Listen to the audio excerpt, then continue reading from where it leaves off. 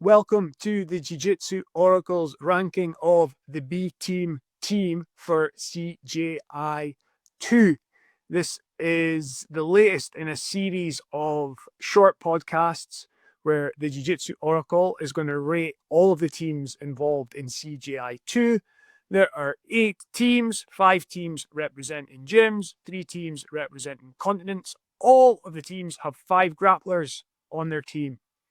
Each grappler is going to get a score out of 5 stars, and then we're going to add a score out of 5 stars as well for the coach, and that's going to give a possibility of 30 points or stars for each team. Now, the Jiu Jitsu Oracle, we are quite strict with our scoring system, and it's not going to be possible for any of the teams to have full marks, and I'll explain why as we go on. In the first episode of this series, New Wave came out with 21 points out of a possible 30. So if you've not watched that episode, go back and have a look at it, and you'll not only hear the justification why New Wave got that score, but you'll get a better understanding of how we're going about things. Who are we? Ross. I'm doing a solo pod again, as my colleague Callum is away on holiday for a few more weeks. He will be back to jump in on some of these episodes before we get to CJI 2 at the end of August. Full disclosure, we've recorded an episode for B Team already, but the predicted B team is not the team that they are going to put into the tournament. So what we can do in this episode as well is compare the two teams and see if B team have ended up with a better team than they originally had. But 21 is the current high score. Can B team beat it?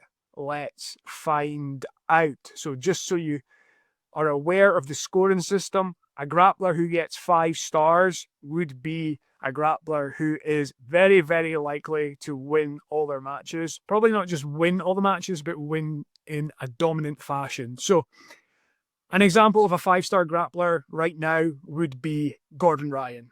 A little bit further back in time, you would have prime Roger Gracie, prime Marcelo Garcia. These are the guys that are 5-star grapplers. So they are few and far between. And of course, Gordon's not competing in this event, which if he had done, New Wave would have had a higher score than they did. But 5 stars, think of Gordon Ryan. 4 stars, we're looking at grapplers who are at the top of their weight class. We're talking about world champion level. They're likely to win most of their matches, but they are beatable. Not to say that Gordon isn't beatable, but he hasn't lost in a while.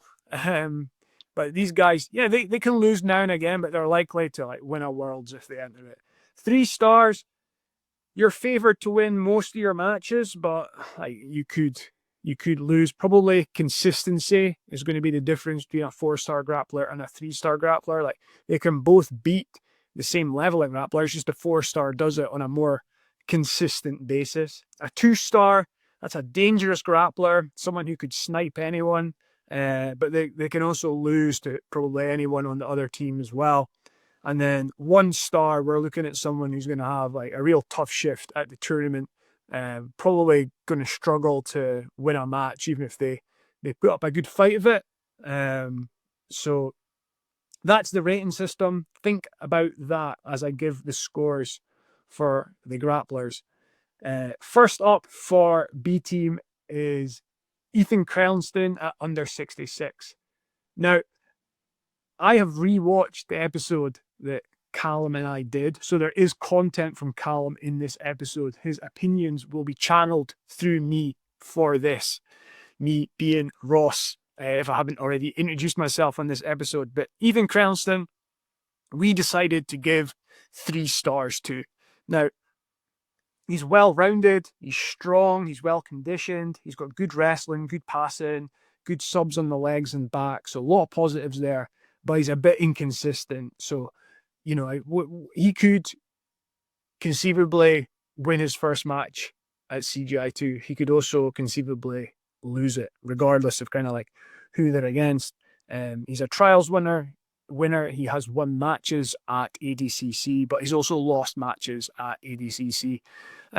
So he's not the guy that's going deep into that tournament, getting on top of the podium, etc. But he can, if you look at his resume through the years, he's beaten really, really good guys, but he's also got losses on there that you kind of had favoured him going into the match. So I think 3 stars is a really solid score for Ethan, and it's probably just that consistency that's holding him back from being a 4-star grappler. But CJI 2 is the type of tournament where if he puts together a number of wins, then that's him like advancing further up our star rating system for whatever that's worth. So Ethan in at 3.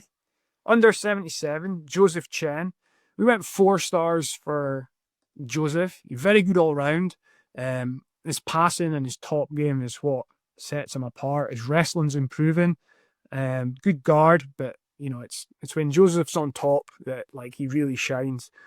Probably his best tournament performance so far was at the Euros trials when he beat Shizinski, Tommy Langhacker, and Taza back to back. So he's showing that he can hang with guys at the or beat guys at a high level. We're probably still waiting for Joseph to have that breakout.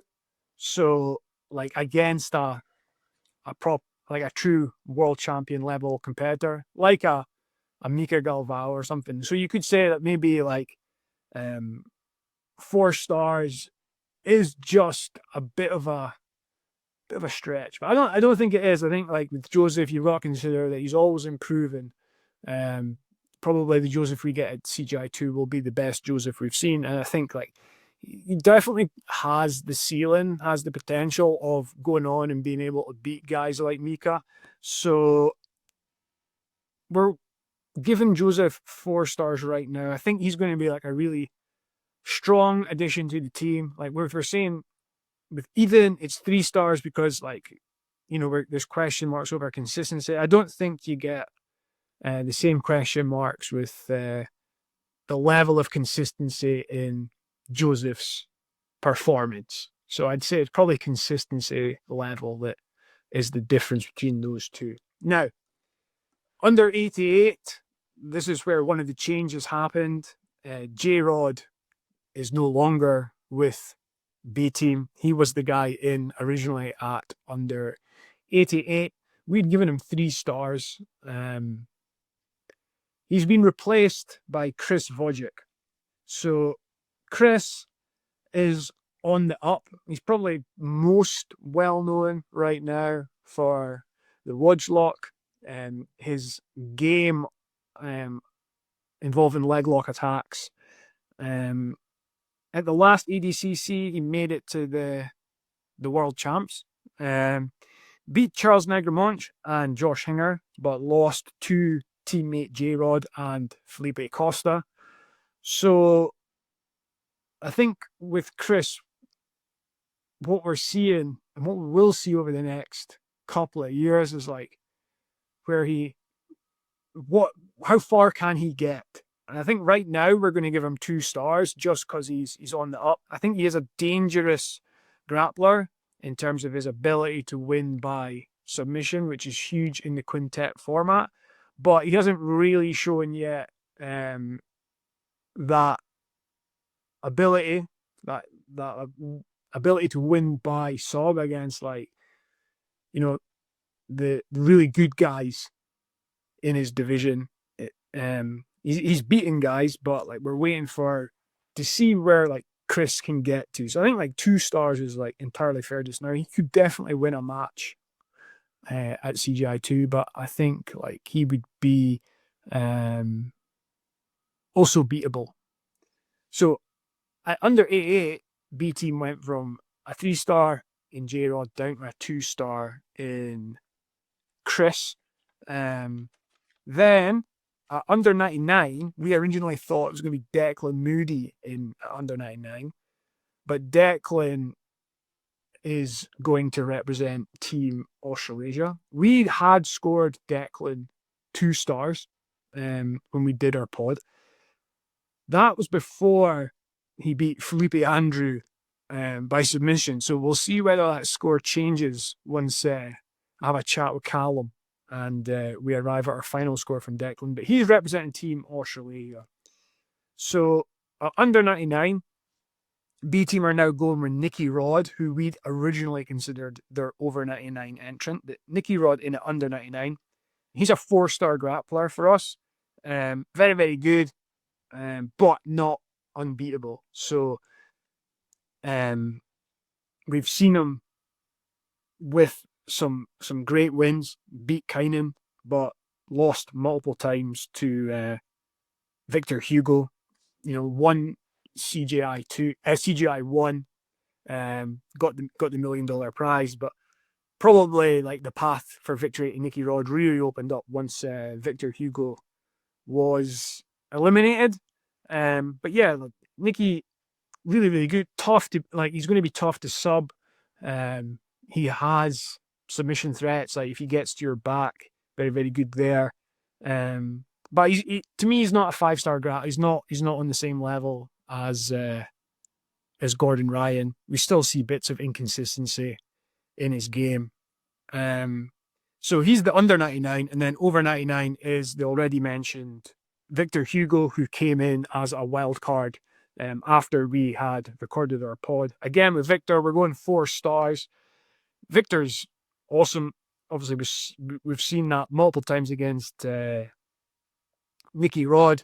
In the gi, he's multiple-time world champion. But stopping him being a 5-star for us is just that consistency again. Like, lost surprisingly to Lucas Kennard at CJI. And then more recently lost to Luke Griffith in a match that he started off really well and kind of fell away. So Victor's getting 4 stars as well. So I believe that gives us a score thus far of 17 points.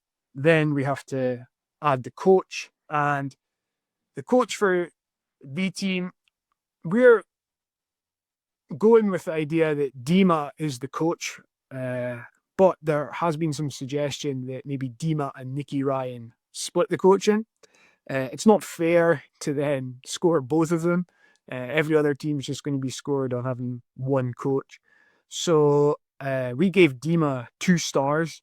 I think we gave John Danaher 5, and John arguably is the greatest no-gi grappling coach that there's been. So I think 5 stars for him, totally justifiable. The reason why Dima was given 2 stars is it's still very, very early in his coaching career. I mean, probably like the best performance of an athlete under his coaching was Nicky Rod, but at CJI. But once Victor Hugo went out, I think Nicky Rod was the overwhelming favourite to win that division, and he'd have probably won whether Dima had helped in the build-up and on the day or not. I think like where we heard a lot about Dima was like he came into B team and organised a structured training camp for them going into CJI, which was something that didn't really happen in that gym before. So we've gone from like not no structure, but low level of structure to then having like more. So that maybe seems like a big leap for them, but I don't think it was that big a leap in the grand scheme of things when you consider how like John runs his sessions or Guy Mendes runs the sessions at AOJ, etc. To me, it would be expected that like a team of professional grapplers have some sort of like professionalism in their training. But Dima came in and gave some structure, so that was helpful for those guys. But I think even then, Nicky Ryan underperformed at CJI, and there's question marks over whether like the amount of training load that he had going into the tournament set him up well, or whether he was sort of like overcooked going into the tournament. I think about Owen Jones at ADCC. I mean, he spent time at B team going into that, and I think Dima was coaching him at the event, and there was the strategic change to go into the legs with Diego Pato, which didn't end well for Owen. And I think like a coach has a responsibility if an athlete wants to change strategy, or because it sounded like Owen was going to play differently, and then was really like confident after his first round victory that he could win by leg lock. And maybe a coach has to like assess the situation and tell the athlete to stick to the strategy. I don't know the ins and outs. I wasn't there, but I just don't think it was the best strategic decision. And if you're the coach who's there at the time, you have to take a little bit of responsibility for that. So, like, there's a little bit of a question mark whether there's like a bit too much hype about Dima. Is he overhyped? I'm not saying it's his fault. I'm just saying it's like the way people are speaking about him.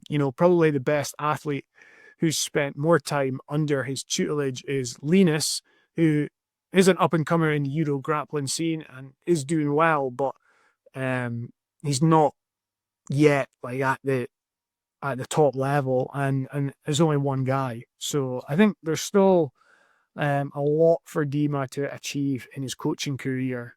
Certainly if he wants to go from a 2-star coach up to a 5-star coach in John Danaher. So when we add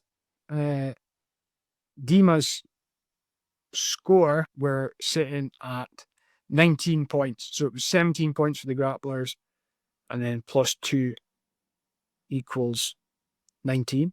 And New Wave had 21, so they remain in the lead. What do you think about that score for B team? 19 points. Is it fair? Have we been too generous with some grapplers? Have we been too harsh? And the same with the coach. You let us know in the comments. How do you think B team will do? I think 19 points is a good score.